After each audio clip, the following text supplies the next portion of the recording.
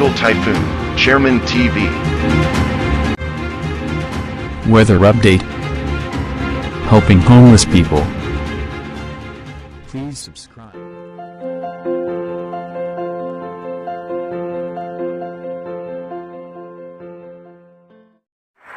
Magandang umaga po. Ito po ang latest update natin ngayong araw, January 21, 2025.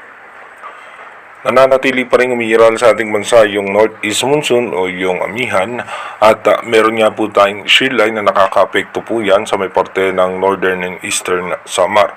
Habang yung easterlies naman ay apektado naman po niyan yung natitirang bahagi ng ating bansa dito nga po sa may parte ng Mindanao. At ayon nga po sa ating advanced weather forecast ng European Center, meron po tayong nakitang posibleng low pressure area sa unang linggo ng Pebrero. Dito po muna tayo sa ating rain map animation. So expected nga po natin mamayang alas 12 ng tanghali, mataas ang posibilidad ng pag-ulan sa may eastern Samar and northern Samar, maging dito nga rin po sa eastern section ng Mindanao. Habang makulimlim na kaulapan na may mga isolated rain showers sa parte ng Bicol region at ng Palawan. Habang ang buong Luzon naman ay magiging maayos at lagay ng panahon. Maliban lamang nga po dito sa may ilang bahagi ng northern Luzon at ng extreme northern Luzon. Pagdating naman po ng alas 6 ng gabi mamaya, expected po natin mataas pa rin posibilidad ng pagkulimlim ng kaulapan na may kasamang pagulan sa may eastern section ng Visayas at ilang bahagi ng Mindanao.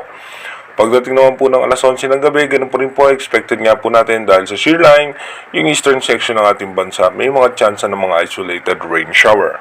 Dumako na nga po tayo sa ating advanced weather forecast.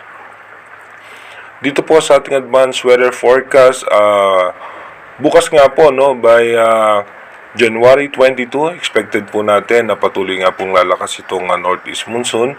At pagdating nga po ng January 23 hanggang January 24, lalakas naman po ng bahagya yung ating easterlies o yung mainit na hangin na nanggagaling sa dagat Pasipiko. Pagdating naman po ng January 25 hanggang January 26, dito po ay muling bubugso yung Northeast Monsoon o yung amihan. Pagdating naman po ng January 27 and 28, so ano po natin yung shear line po ay makaka-apekto po yan sa parte ng Northern Luzon dahil sa muling pagbugso nung ating amihan. Meron pong high pressure area na posibleng makaka-apekto dito nga po sa may labas ng ating Philippine Area of Responsibility. Pagdating naman po ng January 29 hanggang January 30, expected natin yung shear line ay magpapaulan po muli sa parte ng Bicol region. Pagdating naman ng January 31, may mga posibleng malalakas na pagulan pa rin sa may parte ng Visayas dahil po yan sa shear line. Pagdating naman po ng February 1 hanggang February 2, magkakaroon nga po tayo ng low pressure area sa labas ng Philippine Area of Responsibility. At pagdating naman po ng February 3, ito po yung mataas ang tsansa na pumasok sa ating Philippine Area of Responsibility. But as of now, as low pressure area pa lamang po yan, ay imo-monitor nga po natin kung posible nga ba yan maging unang bagyo ngayong taon.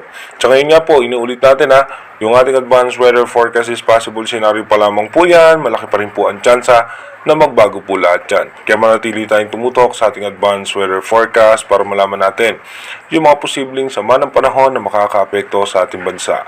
Mag-iingat po tayo palagi. God bless po sa ating lahat.